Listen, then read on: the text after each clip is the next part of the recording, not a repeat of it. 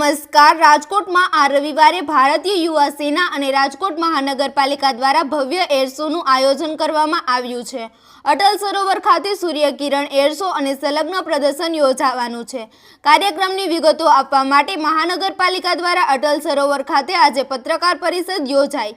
મનપા commissioner Tushar સુમેરાએ જણાવ્યું કે 6 ડિસેમ્બરે ફૂલ ડ્રેસ રિહર્સલ અને 7 ડિસેમ્બરે મુખ્ય એર શો યોજાશે. અટલ સરોવર આસપાસની સ્માર્ટ સિટી વિસ્તાર વ્યુઇંગ એરિયા તરીકે તૈયાર કરવામાં આવ્યો છે.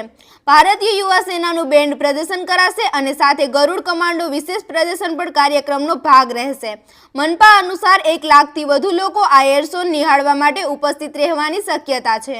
વધુ સમાચાર માટે જોતા રહો આરપી ગુજરાત ન્યૂઝ રાજકોટ.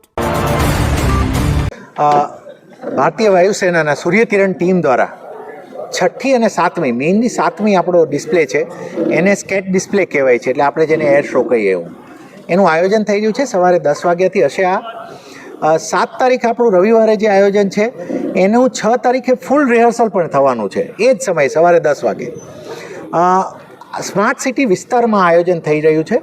અને અટલ સરોવરની આજુબાજુનો, અટલ સરોવર અંદર નહીં પણ એની આજુબાજુનો વિસ્તાર જે આખા અમારા રોડ્સ છે એને અમે વ્યુઇંગ એરિયામાં કન્વર્ટ કરવાના છીએ, જ્યાં લોકો આવી શકશે અને ત્યાંથી વ્યૂ આખો ડિસ્પ્લે થઈ શકશે. આપને જણાવીએ કે અમારા તરફથી એરફોર્સ સાથે તમામ સંકલન પણ થઈ ચૂક્યું છે અને 2-3 આકર્ષણો વધ્યા છે. જે સારી વાત આપણી માટે છે કે એરફોર્સની બેન્ડ પણ અહીંયા પરફોર્મ કરવાની છે આ સમયે, અને બહુ રેરલી આ બેન્ડ આ રીતે પબ્લિક ડિસ્પ્લે કરતી હોય છે. પ્લસ ગરુડ કમાન્ડોના ને એના જે વેપન્સ હોય એનો ડિસ્પ્લે પણ 6 અને 7 તારીખ 2 દિવસ આયોજન થવાનો છે.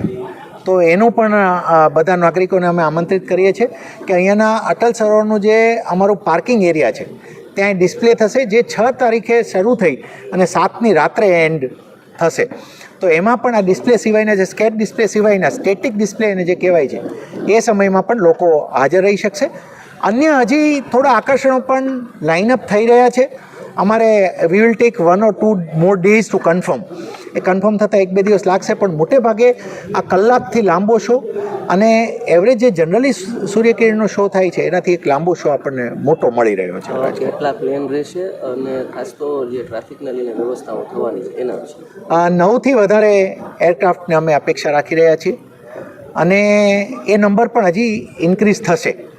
મેં તમને કીધું એમ કે એવી 3-4 વસ્તુઓ હજી લાઇનઅપ છે જે ફાઇનલ પહેલાં ઉપર છે. જો એ આવશે એટલે હજી અમે તમને આગળની માહિતીઓ આપવાના છીએ. એટલે એ એરક્રાફ્ટ બધું રહેશે. લોકોની અમારી અપેક્ષા છે કે 1 લાખ લોકો તો મિનિમમ થવા જોઈએ એટલા માટે. પરંતુ અમારી માટે એક સારી વસ્તુ આ કાર્યક્રમમાં એટલી રહેવાની છે કે સ્માર્ટ સિટીનો આખો 900 હેક્ટરનો એરિયા છે જેમાંથી આ વ્યૂ થઈ શકે છે. એવું નથી કે અટલ સરોવરમાંથી જ થવાનું છે. અટલ સરોવર ફક્ત અહીંયા જે સેન્ટ્રલ ટીમ બેસવાની છે એ છે. એટલે આજુબાજુમાં એટલું ખુલ્લી જગ્યા છે કે લોકો ડિમોબિલાઇઝ પણ ઇઝીલી થઈ શકે ને મોબિલાઇઝ પણ ઇઝીલી થઈ શકે. એટલે આનો ટ્રાફિક પ્લાન પણ તૈયાર થવાનો છે.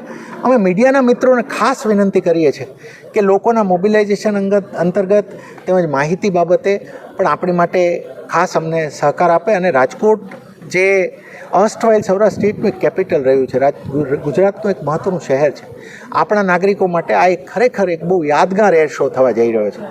એ ખૂબ લોકો જોડાય.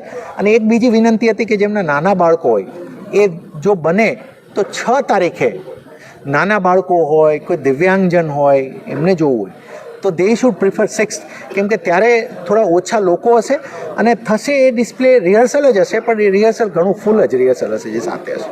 Okay, thank you.